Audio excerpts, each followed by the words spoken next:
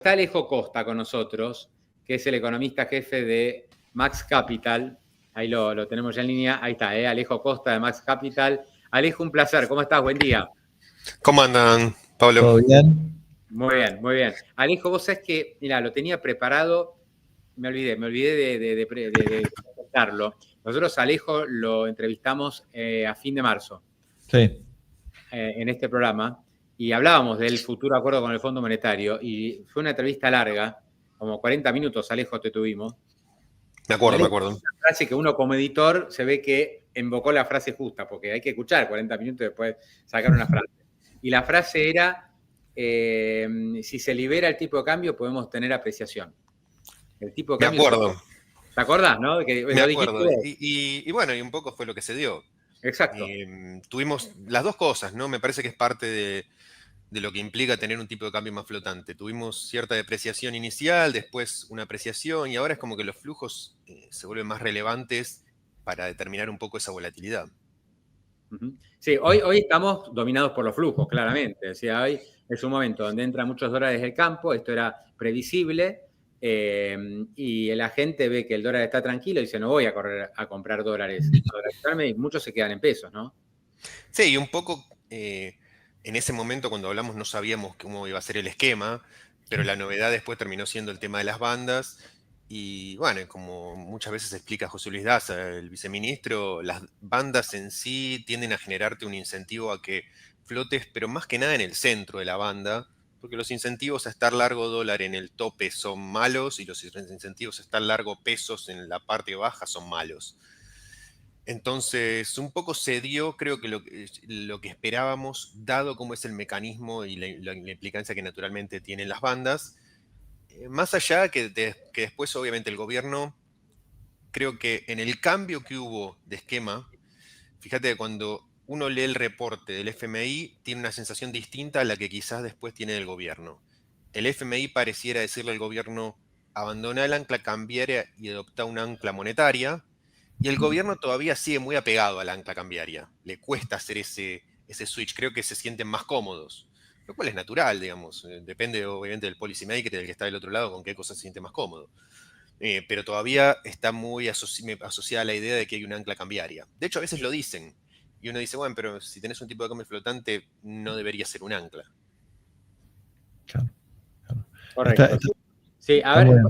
hay un gráfico que preparamos, Salva, ahí lo tenés, el gráfico de bandas cambiarias, así lo vemos juntos, para entender un poco más, digamos, qué es lo que busca el gobierno y dónde estamos parados. Este es el gráfico tuyo, Alejo. Sí, y exacto. está bueno, porque hay mucha gente que no lo tiene claro, que las bandas, la banda superior va aumentando 1% por mes y la banda inferior va cayendo 1% por mes. Hoy estamos flotando medio, más o menos en el medio de la banda, más cerquita del piso que del techo. ¿Por qué cae la banda inferior? ¿Y cuál es la lógica de eso? Porque viste que el gobierno dice, si toca la banda inferior, compro. ¿Y Claro. por qué cae 1% por mes cuando hay inflación? Porque la lógica es que si vos tuvieras una banda inferior fija, una vez que vos llegás a ese punto, sabés que la moneda ya no se puede apreciar más de eso.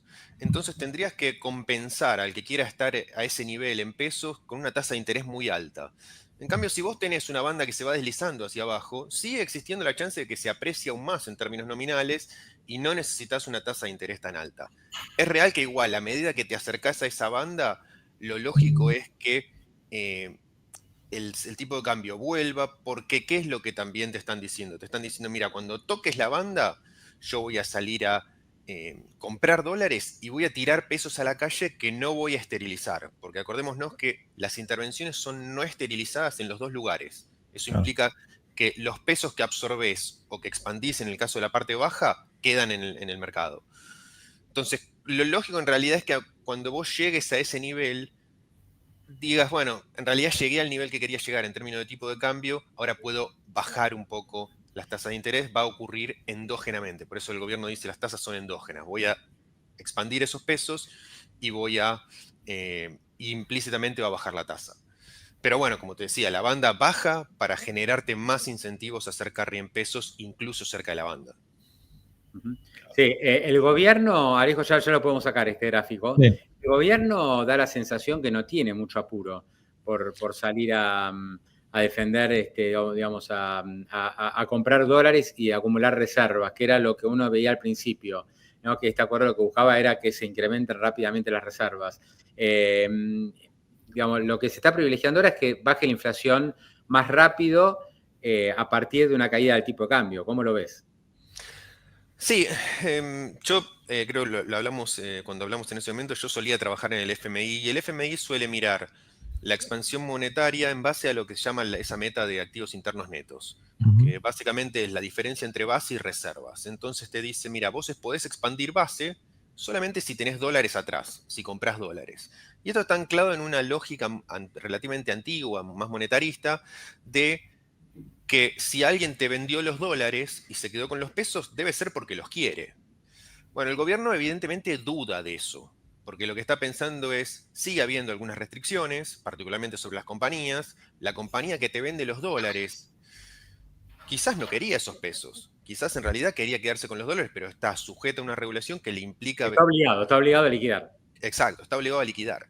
Con lo cual, dado eso, quizás en realidad no quería los pesos, y dado que esos pesos pueden ser no queridos, te pueden presionar a la inflación. Entonces me parece que en la concepción, particularmente del presidente que cree en esta idea, su manera de verlo es, bueno, no emitas pesos dentro de la banda, dado que no los vamos a esterilizar, por lo menos para la compra de dólares, no emitamos. Después está la discusión de que emiten por otras razones, este famoso punto Anker, etcétera, pero para la compra de dólares en sí, como no sabe si eso es demanda de dinero, lo que está atrás, dicen, bueno, no emitamos. Está muy bien. Alejo, ahí te quería preguntar, ¿vos pensás que, digamos, el gobierno en su cabeza sigue teniendo la idea de la dolarización, digamos, de que ahora que están incentivando, bueno, sacar los dólares del colchón y, bueno, y todos los incentivos que está tratando de dar para, bueno, utilizar los dólares como quieras, va en ese sentido? O sea, ¿cómo lo ves a futuro? Sí, me parece que hubo una especie de promesa electoral de Milei de que la economía pasara gradualmente a estar más dolarizada. Eventualmente fue mutando a una especie de competencia de monedas, o que en realidad es una especie de bimonetarismo. Entonces, es evidente que ellos buscan dos cosas ahí. Uno es esta idea de remonetizar con dólares. Creo que hay un temor genuino. Yo creo que es un poco excesivo ese temor, pero un temor de que, como hay una parte de la economía argentina que funciona con mucho cash, si a lo largo del tiempo la política monetaria se vuelve un poco tirante, ese sector, particularmente el sector más informal, empieza a tener dificultades, que empieza a haber una especie de recesión en ese sector. Y dicen, bueno, que haya más dólares circulando. Esa es una. La segunda es más, para mí es más relevante, que es si lográs que ese bimonetarismo esté instalado de una manera más formal, también vas a intermediar más en el sector financiero. Básicamente se resume, si uno lo piensa en bananas, en que más bananas están intermediadas por el sistema financiero, más del ahorro a los argentinos se puede prestar.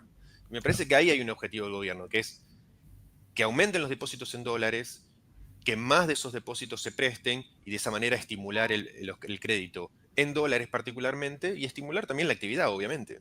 Claro. Sí, se volvió a hablar esta semana, Salva, Alejo, justamente de dolarización endógena. Claro. El gobierno evidentemente lo sigue teniendo en la cabeza. El razonamiento es, bueno, si dejamos la cantidad de pesos fija y la gente los dólares los saca y empezamos a generar más ingresos de dólares también de la cuenta capital, etcétera, al final vamos a tener un montón de dólares y nada de pesos. Parecería que falta todavía para que esto suceda. Sí, me parece que no llegaste a ese punto y no sé si algún día vas a llegar y si es necesario llegar.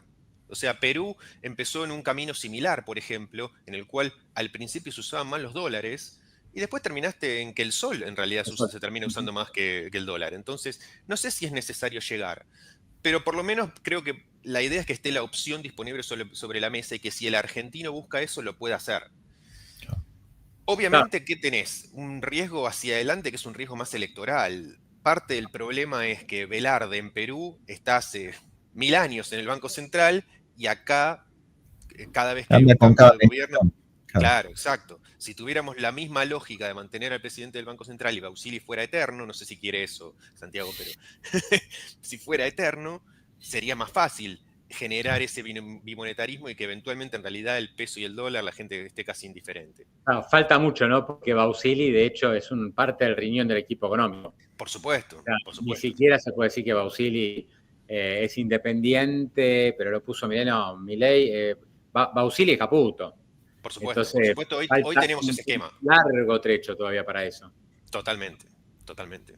Claro. No, me parece vamos que ahora... a otro gráfico. Vamos a compartir otro gráfico, Sí. que es el de reservas. A ver, un gráfico más, Salva, donde ahí se mete con el tema del objetivo de reservas. Esto que estamos viendo, la línea negra más gruesa es donde estamos hoy en materia de reservas, ¿correcto? De reservas netas. Correcto, Creo que correcto. Y estos son los objetivos de reservas netas que se negoció con el FMI. ¿Esto para qué plazo es, Alejo? Tenés uno que es a mitad de junio y después tenés los objetivos de septiembre y diciembre. Y después también hay uno en marzo. Son los puntos, digamos, que están marcados en el gráfico. Exacto. ¿Cuánto hay que acumular de acá a fin de año, más o menos? De acá a fin de año son unos 10.000 millones de dólares, 9.000 millones de dólares, y de acá a junio serían casi 5.000. Imposible. Y luce difícil. Me parece que el gobierno, no digo que tiró la toalla, sino que no hizo... Este objetivo de reservas no es uno de sus objetivos fundamentales. Son explícitos en eso. Y bueno, probablemente no lleguen. Ellos lo que quieren es acercarse de la mano de más emisiones de deuda. Claro. O de más deuda de multilaterales. Ahí hay, bueno, distintos ajustadores en esas metas. A partir de cierto nivel, y creo que ya llegaron prácticamente en términos de préstamos multilaterales, esa meta que está ahí dibujada en el gráfico empieza a saltar si tenés más préstamo multilateral del que inicialmente se creía. Entonces, sí. Multilaterales es difícil. Lo que se comentó poco, vos seguramente lo habrás visto porque el acuerdo con el fondo tiene una gran cantidad de texto y de metas y de condiciones, y después hay un anexo.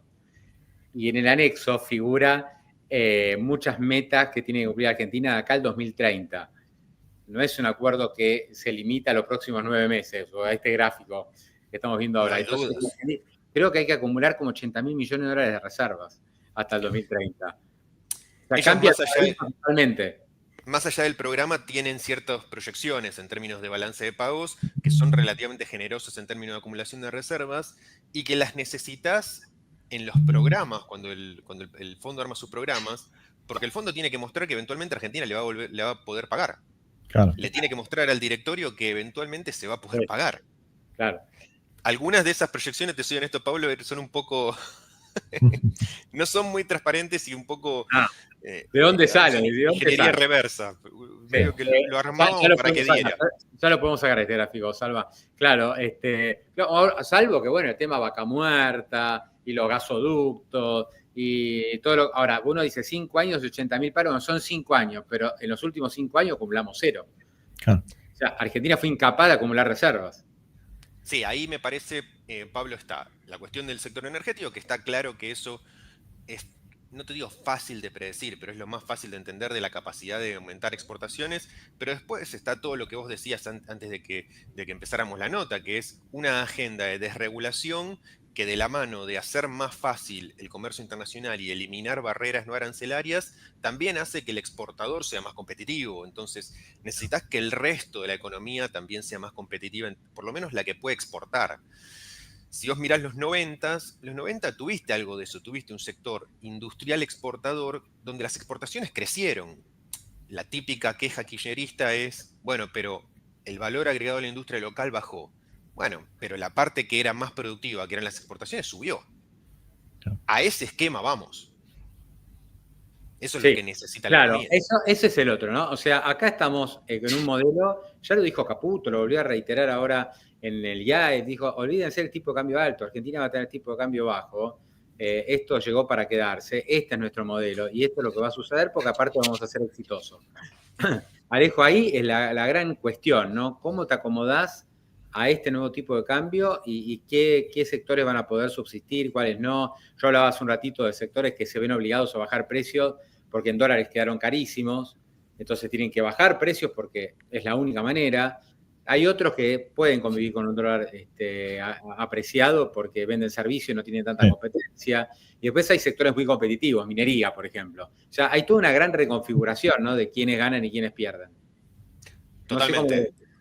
Pensá que, a ver, yo tengo mi corazón un poco en la academia todavía, porque estudié en Chicago y en esa época hice más cosas relacionadas con la academia. Pensá que la academia hasta los 80s, 90s en general miraba puntos de equilibrio. Entonces decían, mira, si vos tenés este esquema macroeconómico, acá es donde vas a terminar, y si lo modificás vas a terminar en otro lugar. Y nosotros sabemos que el esquema, como vos mencionabas, el que busca este gobierno, en ese punto B es un esquema donde la estructura económica cambió.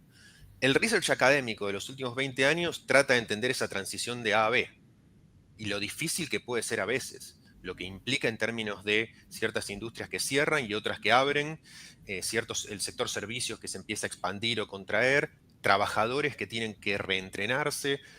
Ese proceso, que es mucho más micro, es en realidad lo que se dedica a la academia, los supuestos macroeconomistas de la academia en los últimos 10, 15 años.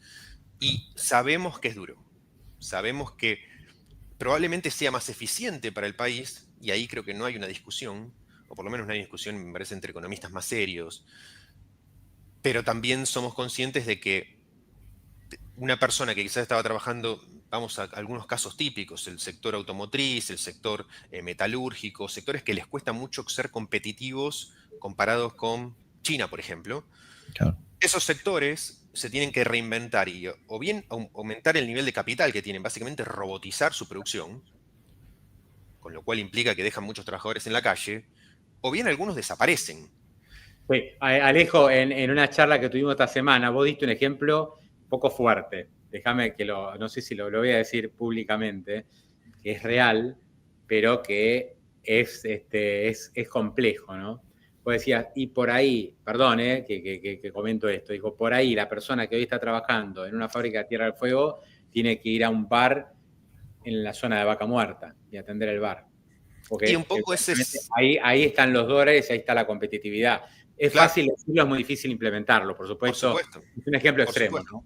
Por supuesto, y también poniéndose en el lugar de los empresarios también. Hay algunos empresarios honestos, trabajadores, que han dicho, mira, durante 30 años respondí a las señales de mercado que implicaban que yo produjera vasito de plástico, y ahora gradualmente me van abriendo la importación y no puedo ser jamás competitivo en Argentina. Claro.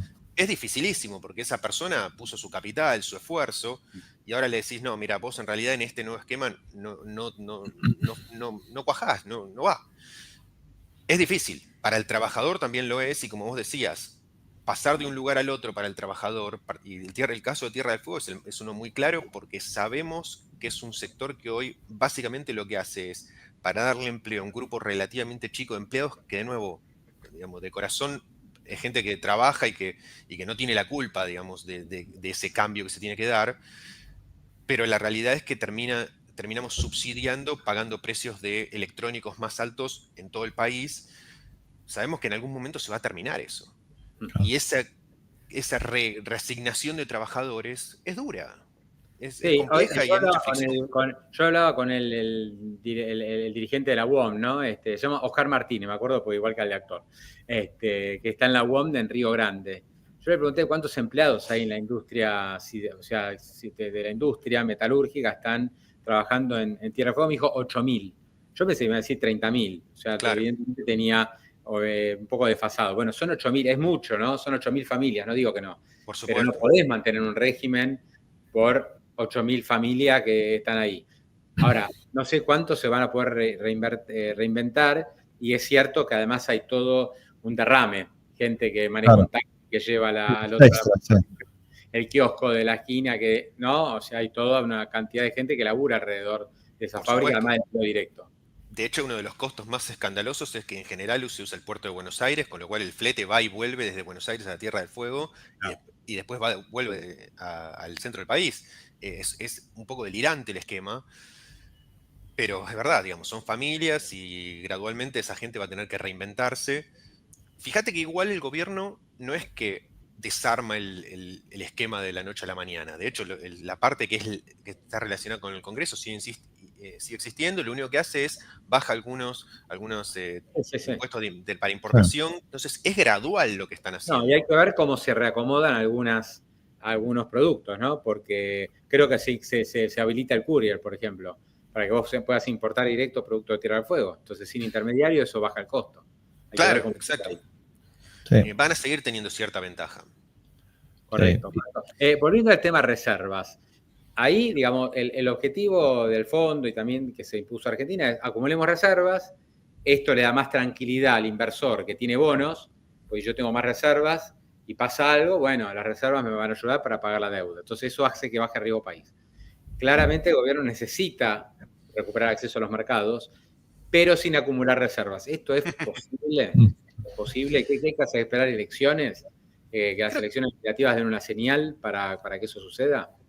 Sí, ahí está, creo, la principal sábana corta que estamos viendo, que es la cuestión de los spreads, de la parte de bonos en dólares, tiene implicancias sobre dos cosas. La primera es, como mencionabas, recuperar el acceso en sí al mercado de crédito en dólares. Y la segunda es cuánto de eso se traslada a las tasas reales en pesos, que también son altas. Fíjate que el gobierno, cuando sale a emitir, emite en Bonsers a tasas relativamente altas largas, porque están asociadas a las tasas en dólares. Hay un arbitraje ahí.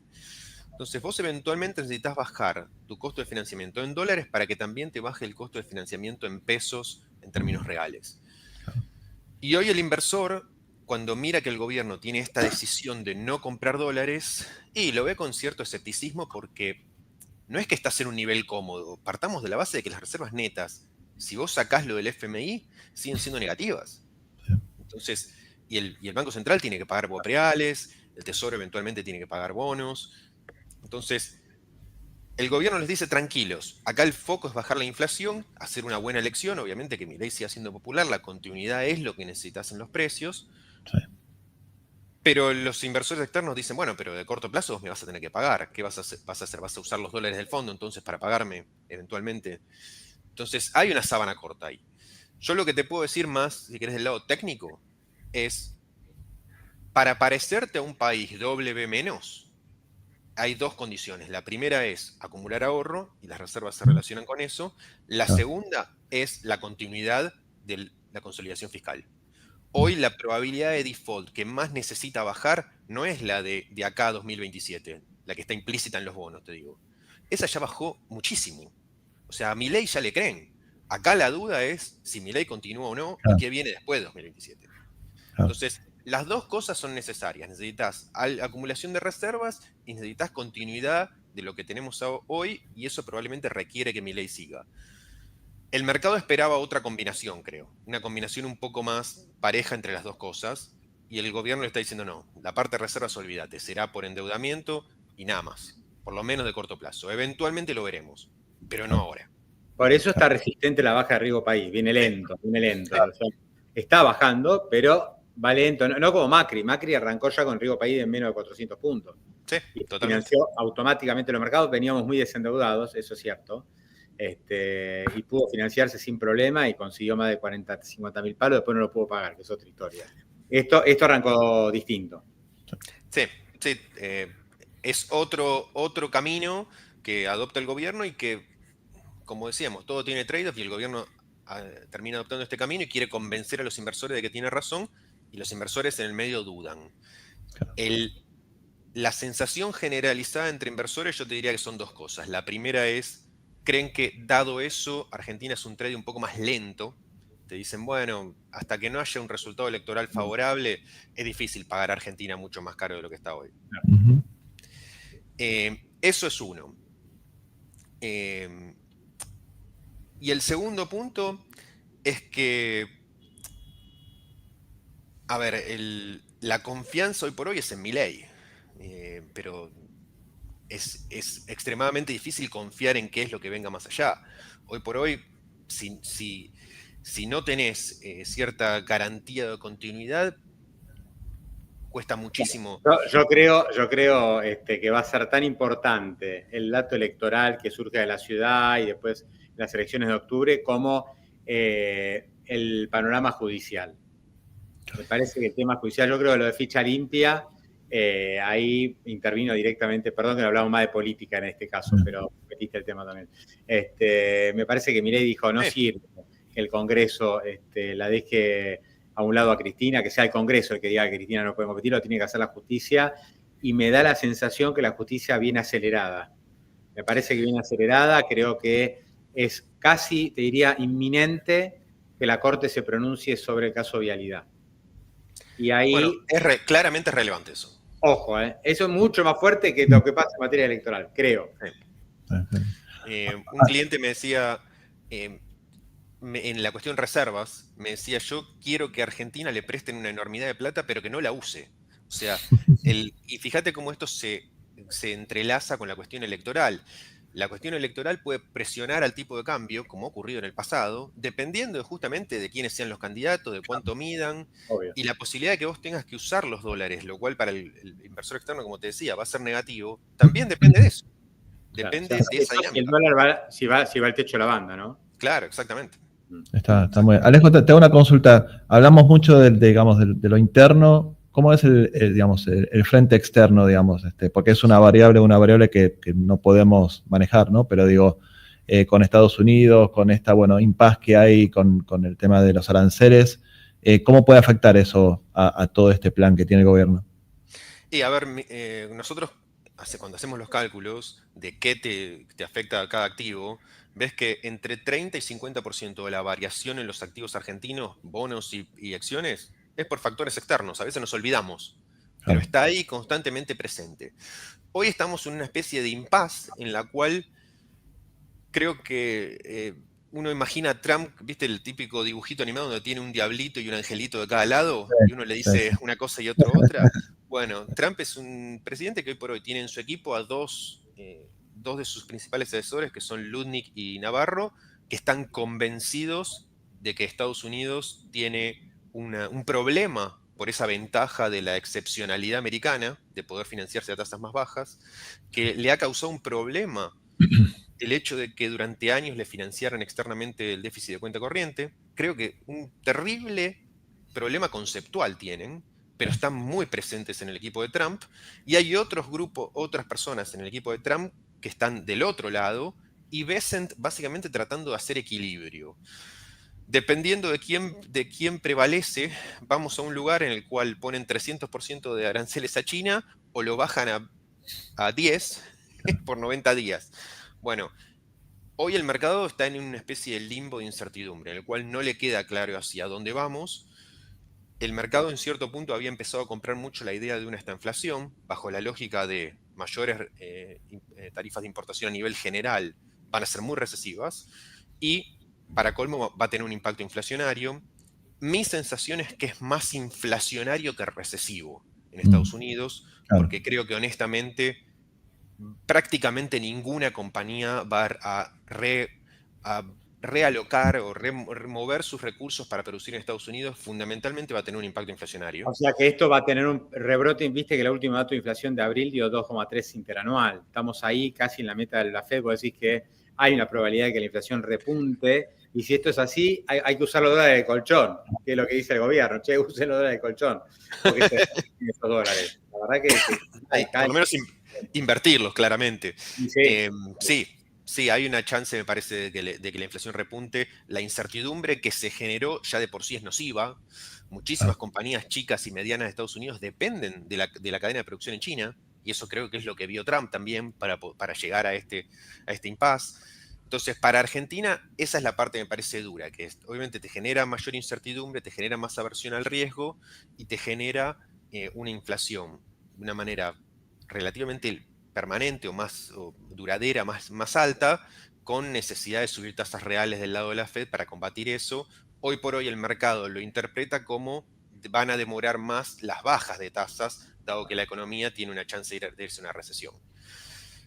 De corto plazo igual te diría, mira, seguimos en esta especie de limbo, por lo menos ahora en estos 90 días, y el mercado va a estar ahí en la duda tratando de leer en cuál de las dos direcciones se está moviendo Trump. Yo espero que recapacite y no terminemos en esa guerra de aranceles que me parece que es nociva para todos, pero particularmente para Estados Unidos. Alejo, antes de despedirte, a ver, tenemos el recuerdo, el slide que subimos. Fíjate esto, el título que hicimos con Alejo Costa. Si pasamos una flotación, los dólares financieros se pueden apreciar. Tiene un poquito más de un mes esta lista, así que te damos el crédito, Alejo, de esto como corresponde. Podemos decir que no sos un mandril vos, ¿no? La verdad es que comparado con otro economista, lo que nosotros hacemos en Max, jamás decimos qué creemos que tendría que hacer el gobierno, jamás. Lo que hacemos es tratar de entender de la mejor manera posible qué creemos que va a ocurrir en base a cómo el gobierno lo ve, y por eso es que creo que no terminamos estando en ese conflicto entre uno y el otro. Pero... No, pero la viste bien, ¿viste? Porque cuando se fue a la flotación y se anunciaron las medidas, muchos dijeron, ojo, porque el tipo de cambio se escapa, sí, la inflación, sí. va a haber un fogonazo inflacionario y Ujú. no. Pero me parece que ahí está la cuestión de entender un poco el mercado, dónde ya se estaba moviendo en el contado y qué era lo que estaba tratando de hacer el gobierno. El gobierno lo que trataba de hacer era que los flujos que ya estaban en algún lugar, yo tengo muchas diferencias con colegas por la cuestión sobre la cuenta capital. Yo tengo la teoría de que la presión en algún lado siempre está, entonces ponerle trabas a la cuenta capital siempre genera presión en otro lado. Obvio. Bueno, el gobierno lo vio bien eso, vio que si el individuo ya estaba en el contado y generaba presión ahí, traerlo al oficial no te iba a cambiar demasiado esa presión y encima ahora lo metiste en una bolsa en la cual del otro lado tenés exportadores, que en un periodo bueno ahora. Entonces eligieron un buen momento para flotar. Totalmente. Uh-huh. Ahora la dificultad en todo caso será cómo sostener este esquema cuando la época de exportaciones, el flujo comercial no sea tan bueno. ¿Quién y te ahí va es donde se va a poner a ¿quién te va a prueba. poner los dólares? La gran pregunta acá, y no nos vamos a extender, pero para otro día, ¿quién te va a poner los dólares en el segundo semestre? En el segundo semestre, claro. Hoy te los pone el campo. El segundo semestre, bueno, habrá que o emitir deuda, no sé, o vaca muerta, la cuenta capital, la famosa cuenta capital. El gobierno dice del bono, lo hablamos el otro día en una charla que tuvimos en la oficina, bono peso link, para tratar de que los sectores quieren apostar al peso y que el tipo de cambio está planchado lo puedan hacer. Hay mecanismos, ¿no? Para que entren dólares, pero ninguno es seguro y sencillo. O sea, hay que elaborarlo esto. Por supuesto. Por supuesto, hay que estar sujeto a que si eso no está, la moneda tenga que ajustar un poquitito, etcétera, y convivir con la flotación.